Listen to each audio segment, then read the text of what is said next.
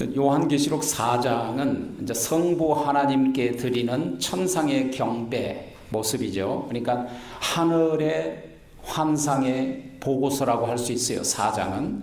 근데 이제 5장은 성자 하나님께 드리는 천상의 영광스러운 승리의 페스티벌이에요. 그러니까 7뿔과 7인을 가지신 어린 양의 모습이 5장에 등장합니다. 오늘 본문은 5장 6절에서 14절의 내용은 하나님의 손에 있는 두루마리에 이제 마치 두루마리를 오픈해서 그것을 열면 이제 연후에 세상이 온통 환란의 시대 가운데 있을 터인데 그 시대가 끝난 다음에 이런 모습이다라고 그 승리의 광경을 미리서 앞당겨 보여준 거예요. 이해하십니까? 요즘 드라마나 영화를 보면 그 상영하기 전에 피처라는 게 있잖아요. 그 예고편을 보여주듯이 오늘 본문은 심판이 끝나고 또 대환란이 끝난 다음에 심판이 끝나고 나서 천국의 온전한 모습의 장면을 오늘 미리 땡겨서 보여주는 내용이 5장이다 그 말이에요.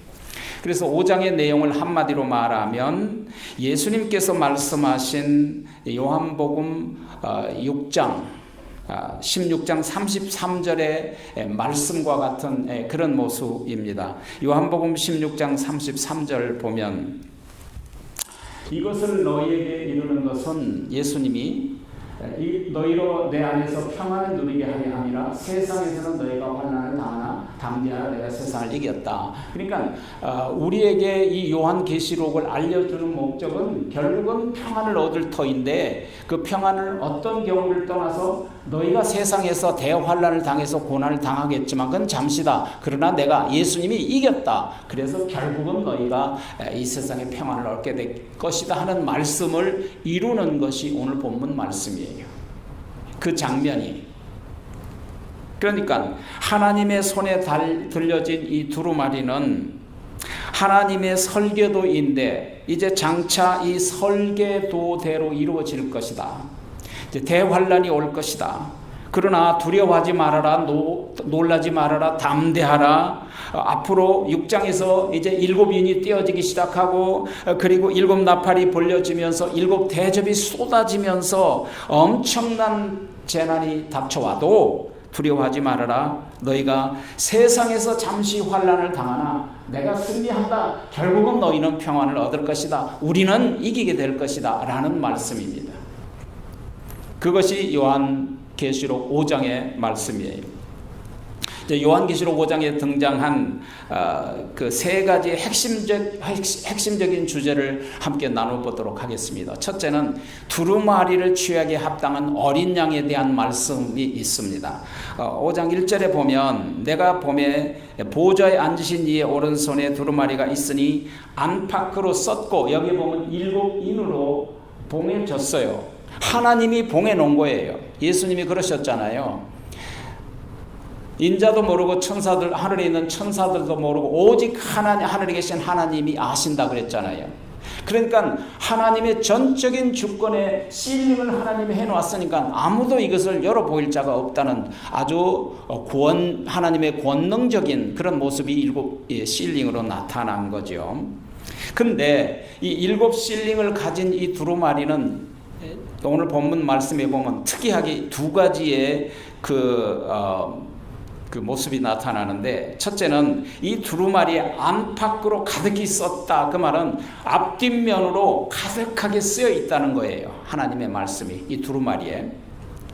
이제 7 두루마리는 이제 앞뒷면으로 써 있는 내용은 뭐냐면 앞으로 7인이 떼어질 7 나팔이 울릴 때 7 대접뿐만이 아니고 앞으로 이제 요한계시록 22장의 마지막에 완성될 하늘나라와 새 땅과 새 하늘 새 예루살렘의 모든 디자인들이 가득 채워져 있는 것이다.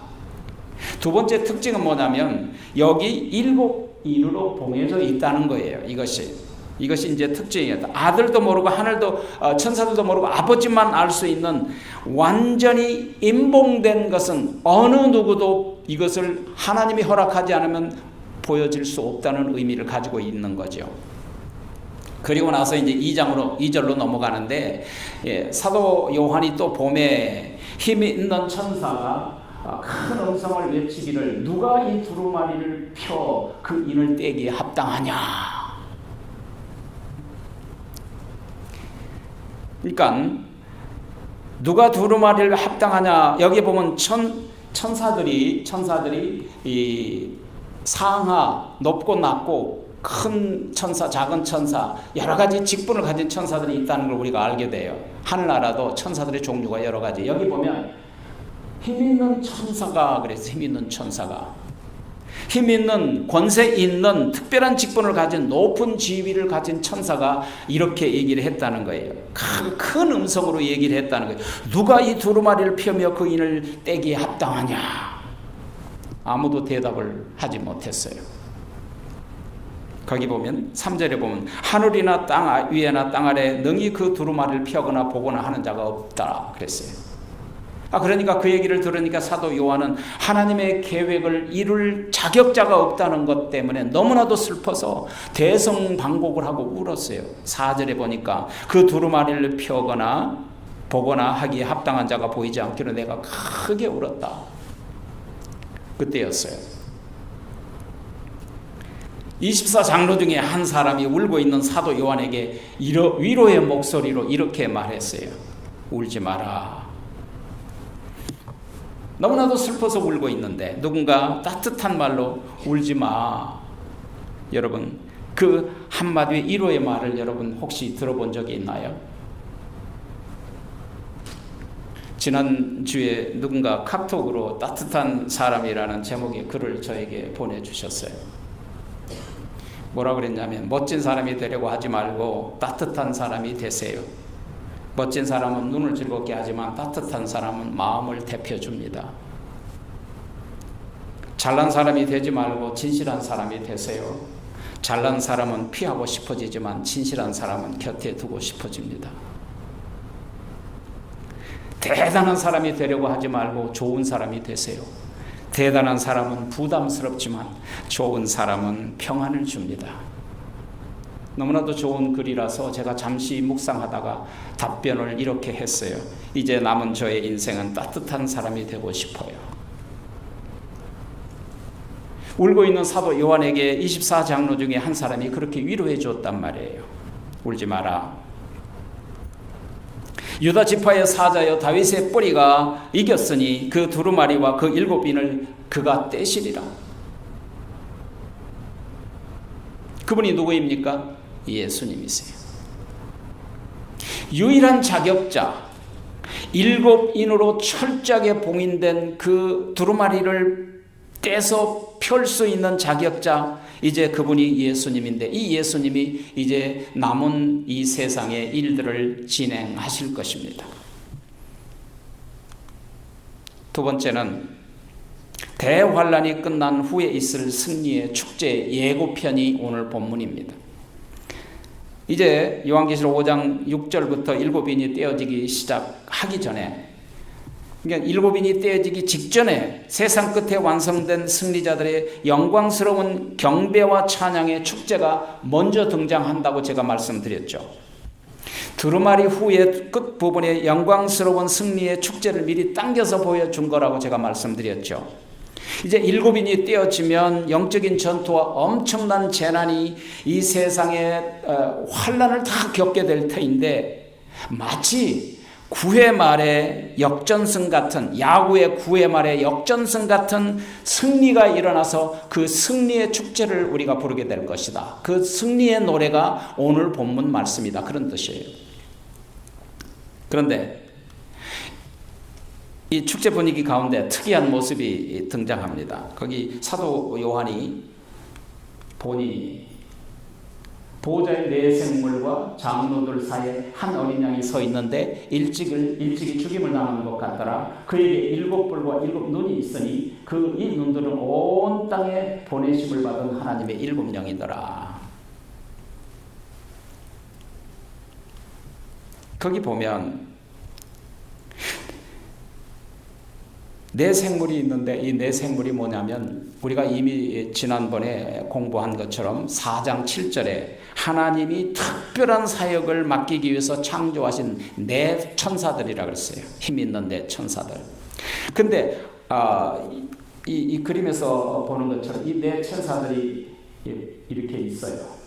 근데 한 천사는 사자 같고, 얼굴이 사자 같고, 한 천사는 송아지 같고, 한 천사는 사람 얼굴 같고, 한 천사는 송아지 같고, 한 천사는 독수리 같은 이 네 천사의 모습을 가진 이 네 생물이 하나님의 보좌를 둘러싸고 있고, 그리고 그 네 천사 주위로 24장로들이 보좌에 앉아 있고, 이 사이에 예수님이 서 있더라.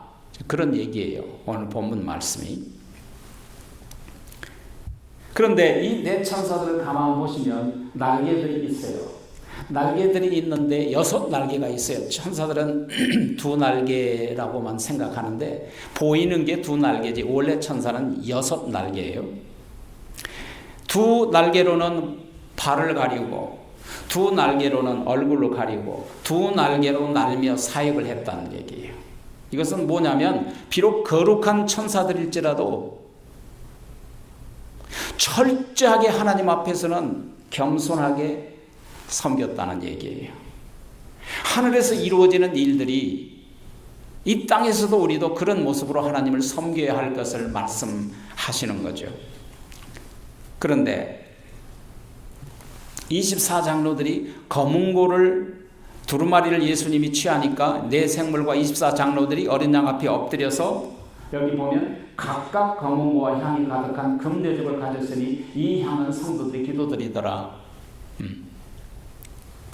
각각 검은고를 가졌다는 것은 24장로들 한 사람 한 사람이 다 검은고를 가지고 검은고를 켜면서 하나님께 찬양을 드렸다는 얘기예요. 그리고 하나님의 보좌 앞에는 금향로가 있었어요. 금향로가. 근데 그 금향로는 도대체 뭘 의미하는 거예요? 거기에 성도들의 기도가 가득 있었다는 얘기죠. 우리가 드리는 기도는 어디로 쌓여지느냐 하면 하늘나라로 향기로 올라가서 하나님 보좌 옆에 금향로가 있는데 그 크기가 얼마인지는 저는 몰라요. 그러나 금향로가 있는데 그 금향로에 가득 채워지면 하나님이 응답하시는 거예요. 그러니까 옛말에 그러잖아요. 기도에 독이 찰 때까지 기도하라는 말 여러분 들어봤잖아요. 바로 그런 의미를 가지고 있는 거죠. 그리고 7인을 떼기 바로 직전에 이 금향로를 가지고 하나님께 올라갔다는 거예요. 그런데 이 금향로, 성도들이 기도에 대한 금향로 얘기가 여기만 나타난 게 아니라 한 차례 더 등장해요. 그게 뭐냐면 8장이죠. 8장 3절에서 5절에 보면 또 다른 천사, 여기는 그 천사가 아니고 다른 천사가 제단 곁에 서서 금향로를 가지고 많은 향을 받았으니, 이게 뭐예요? 성도들의 기도의 향기예요. 여러분이 하는 기도는 하나도 땅에 떨어지지 않는다는 거죠. 이는 모든 성도의 기도와 합하여 보좌 앞 금 제단에 드리고자 함이라. 향연이, 그 말은 성도들의 기도의 향기의 연기가 성도의 기도와 함께 천사의 손으로 하나님 앞으로 올라가는지라. 그런데 천사가 향로를 가지고 제단에 불을 담아서 땅에 쏟음에 우레와 음성과 번개와 지진이 일어나더라. 그럼 뭘 의미하느냐면 5장에서는 여러분, 5장에서는 성도들의 기도가 담긴 향로를 7인이 떼기 직전에 하나님께 들려 올라갔고, 8장에서는 이제 나팔 소리가 불 텐데 나팔이 불기 바로 직전에 또 성도들의 기도의 향로를 하나님 앞에 올려드렸고, 그런데 5장에서는 하나님이 그 제단불을 넣어서 우레와 번개와 하나님의 소리가 없었지만 8장에서는 이게 나타났다는 것은 5장과 8장 사이에 순교하는 자들의 순교의 기도 소리로 하나님이 더불어 진노의 응답까지 겸하여 냈다는 것을 우리가 알 수 있어요. 여러분,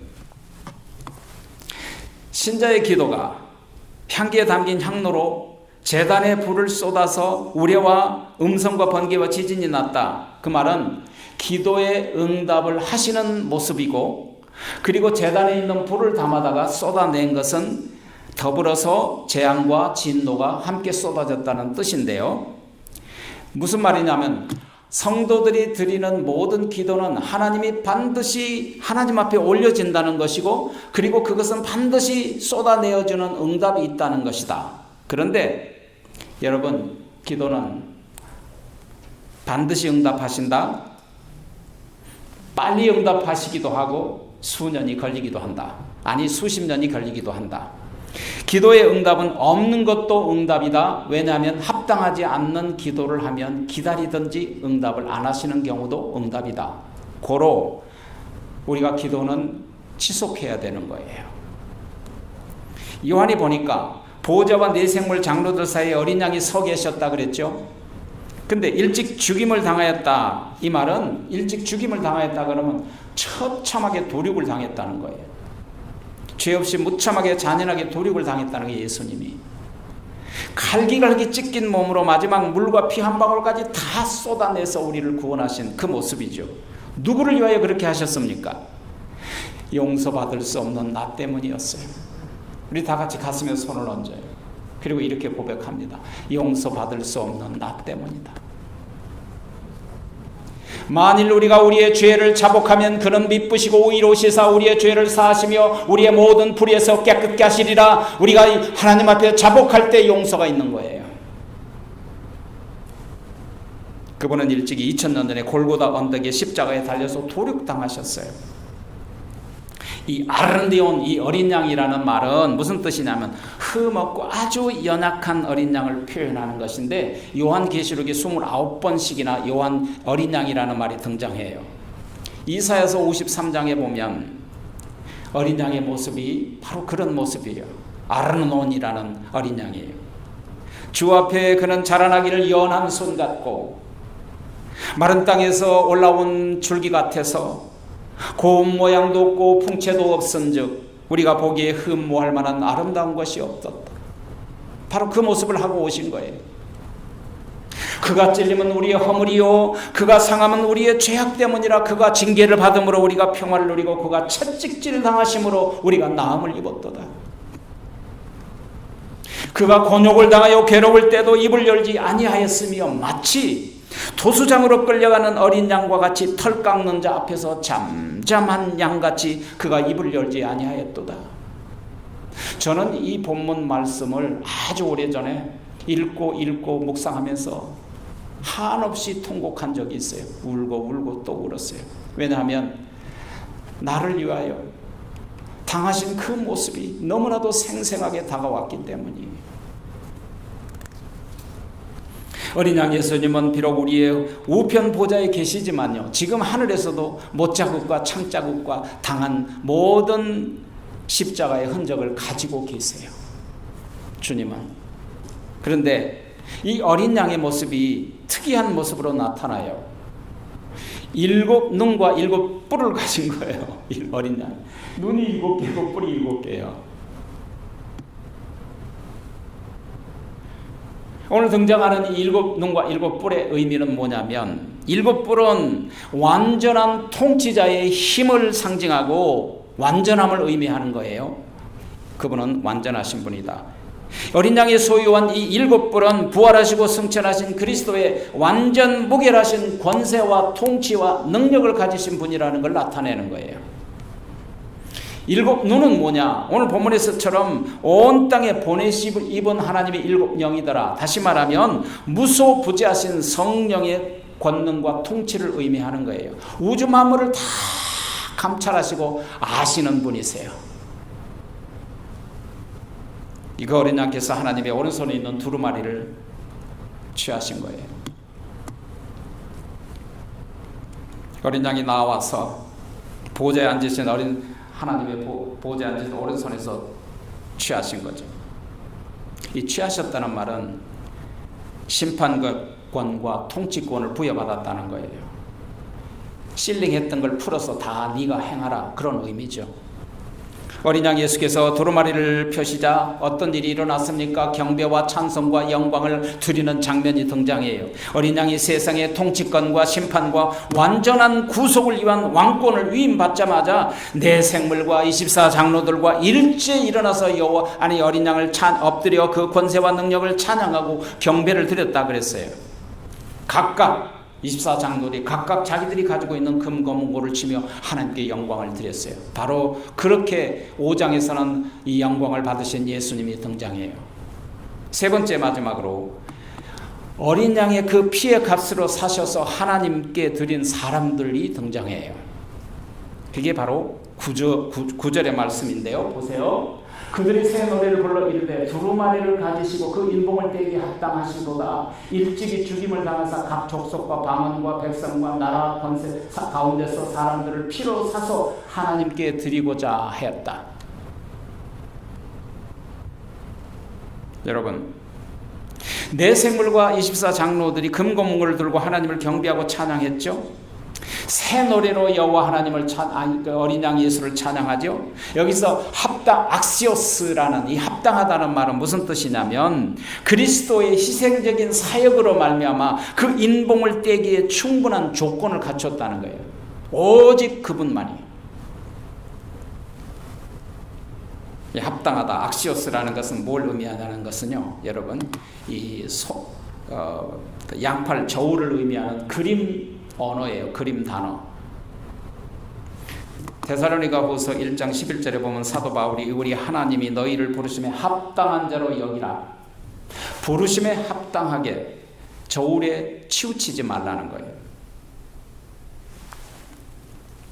여러분들이 혹시 법원에 가면 이런 동상이라 그래야 되나 이걸 봤을 거예요. 한 여인이 눈을 가린다는 건 내 마음과 내 생각으로 하지 않는다는 거예요. 면류관을 가지고 오른쪽에는 이게 양팔 저울이라는 거예요. 그리고 왼손에는 양팔 저울을 들고 오른손에는 칼을 들었다는 거예요. 이게 뭐예요? 심판을 의미하죠. 이 저울에 달린 대로 심판한다는 거예요. 공의의 심판. 다시 말하면 이게 법의 상징이에요. 바로 이 모습이 뭐냐면 악시오스라는 거예요. 치우치지 않는 것. 여러분, 믿음의 저울과 행함의 저울이 밸런스를 이루어야 됩니다. 일찍이 십자가에서 하나님의 어린 양이 죽으시고 죽음으로 인류를 구원하기 위해서 영원히 합당한 조건을 갖추셨어요. 예수님께서 자기 자신을 속죄의 제물로 드렸던 목적이 뭐예요? 오늘 본문에 나타난 목적은 우리를 하나님께 드리려고 그랬잖아요. 하나님께 드리려고. 잃어버렸던 우리를 하나님께 되돌려 드리려고 그리스도께서 자신을 희생을 통해서 자기 몸을 들여서 죄인들을 값으로 사셔서 하나님 앞에 드렸다라는 사실이에요.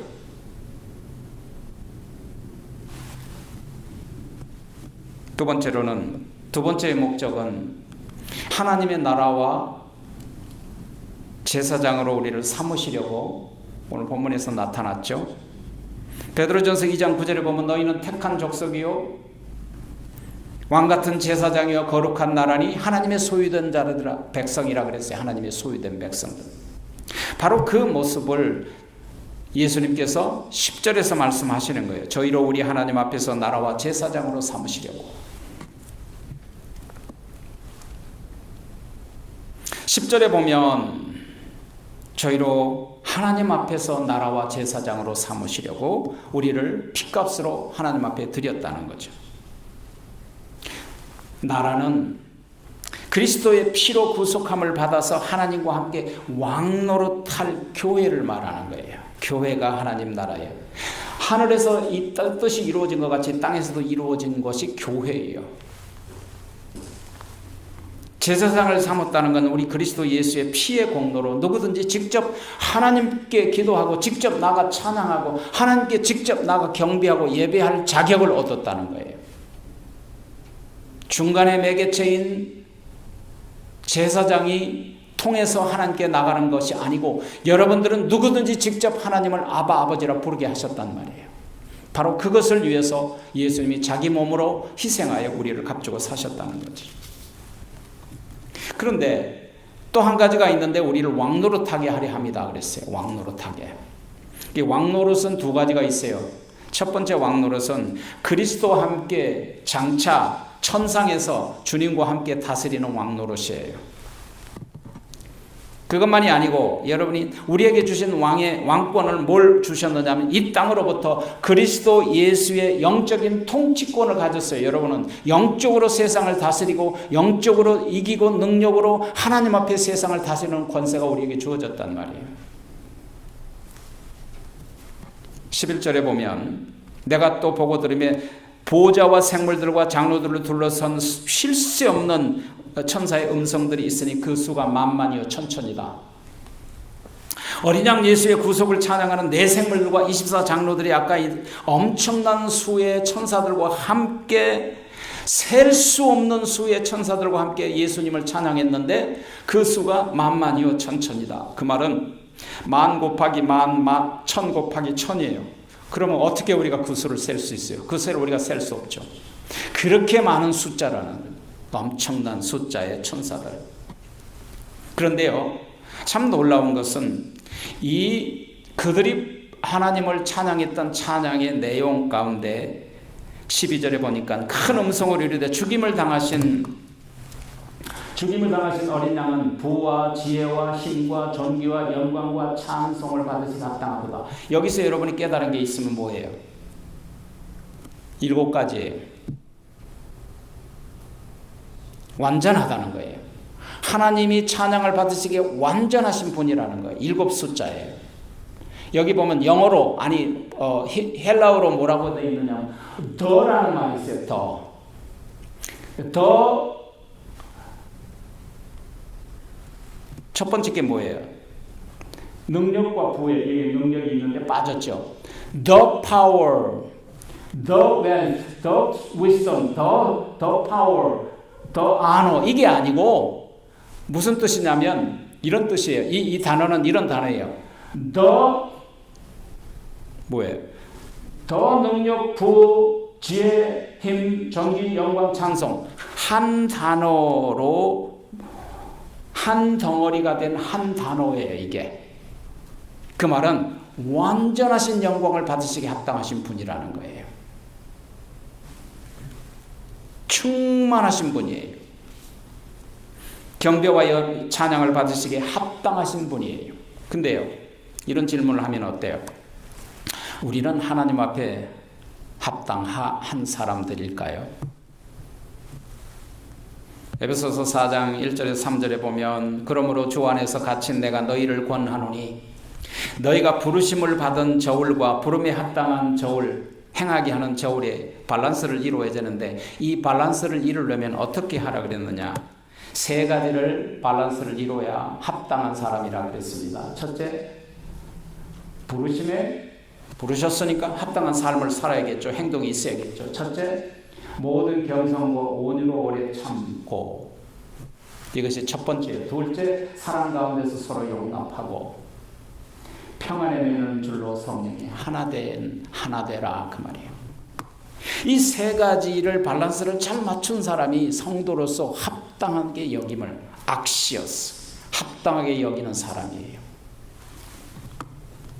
그런데 오늘 본문에서 이제 결론적으로 우리가 기억해야 될 4가지의 중요한 포인트가 있어요. 그것은 첫째, 십자가에 합당한 그리스도인의 삶은 첫째, 십자가의 죽으심 주님께서 우리를 구속의 피로 값주고 사셨는데 우리를 값주고 사신 목적은 하나님께 드리기 위함이다. 고로 우리는 하나님께 드려진 자다. 고로 우리는 하나님의 소유다. 그렇죠? 두 번째 목적은 10절처럼 우리를 하나님의 나라와 제사장으로 삼고자 하셨다. 그러니까 하나님에게 드려진 목적은 하나님이 우리를 받으시고 그 나라의 제사장과 왕으로 하나님 나라로 우리를 삼으려고 하셨다.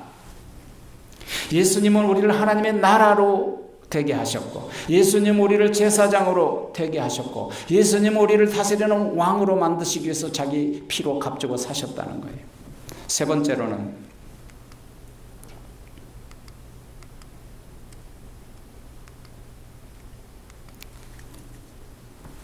십자가의 구속함을 받은 합당한 신자가 되어야 된다는 거예요. 그렇잖아요. 우리가 구속함을 받아서 하나님에게 드려졌으니까 우리의 삶을 합당하게 살아야 되잖아요. 여러분, 합당한 성도의 가장 최우선순위는 뭘까요? 주님이 우리에게 베풀어 준 사랑과 은혜가 얼마나 큰가를 알아야 돼요. 먼저 그것을 모르면 우리에게는 은혜 없는 사람이에요. 어떻게 주님께서 우리를 사랑하셨어요? 로마서 5장 8절이잖아요. 우리가 죄인 되었을 때 그리스도께서 우리를 위하여 십자가에 죽은 것은 하나님이 우리에게 대한 자기의 사랑을 확실히 증명한 것이다 그랬어요. 그리고 요한일서 5장 11절에서 이 증거는 이것이니, 우리를 사랑하신 증거가 뭐냐면 우리에게 영생을 주셨는데 그 영생은 예수 그리스도 안에 있는 것이다. 다시 말하면 예수 그리스도를 통해서 우리에게 영생을 주는 것이 하나님이 우리에게 대한 사랑의 확실히 증거다. 그래서 믿는 자마다 영생을 주셨다라고 말씀하시는 거죠. 그러니까 마땅히 우리도 누구를 사랑해야 돼요? 주님을 사랑해야 되잖아요. 이것이 바로 새 계명이에요. 새 계명 많이 들어봤죠? 요한복음 13장 34절에 보면 새 계명을 너희에게 주노니 서로 사랑하라. 내가 너희를 사랑한 것 같이 너희도 서로 사랑하라. 이것이 새 계명이에요. 그러므로 너희가 나를 사랑하는 사람은 내 계명을 지킬 것이다 그랬어요. 주여 사랑해요 사랑해요 하면서 주님이 주신 말씀을 지키지 않는 건 가짜 사랑이에요. 거짓말 사랑이에요. 우리는 수없이 많은 순간에 가짜 사랑, 거짓말 사랑으로 하나님을 사랑한다고 고백하고 있어요. 하나님의 말씀을 지키는 것이 하나님을 사랑하는 증거예요. 특별히 요한복음 14장 23절에 보면 이렇게 주님이 말씀하시죠. 예수께서 대답하여 이르시되 나를 사랑하면 내 계명을 지키리니. 이처럼 주님이 주신 계명을 지키면 우리에게 뭘 주신다고 했어요? 우리에게 축복을 주세요. 여러분, 하나님이 일하시는 방식 가운데 하나는 하나님이 명령하시면 반드시 약속과 더불어 명령하신다는 사실이에요. 이게 하나님이 일하시는 방식이에요. 여러분, 신명기 5장 10절에 보면 나를 사랑하고 내 계명을 지키는 자에게는 천대까지 은혜를 베풀어 주리라. 할렐루야. 주여 은혜요 은혜 주세요 은혜. 그런데 뭐예요? 하나님을 사랑하지 않고 계명을 지키지 않으면 어떻게 우리가 은혜를 사모할 수 있겠어요? 그럴 때 비로소 우리가 하나님을 사랑하고 그 계명을 지킬 때 부르심에 합당한 성도의 저울추가 하나님 앞에 어긋나지 않게 됨으로 말미암아 심판에 이르지 아니하게 된다는 거예요. 사랑하신 여러분, 네 번째로는 우리가 기억해야 할 것은 십자가에 죽으신 주님을 어떻게 해야 되느냐? 오늘 명령의 말씀대로 주님을 예배하고 찬양하는 삶을 살아야 돼요. 오늘 본문 마지막 절에 보면 계시록 5장 13, 14절에 보면 내가 들으니, 사도 요한이 들었어요.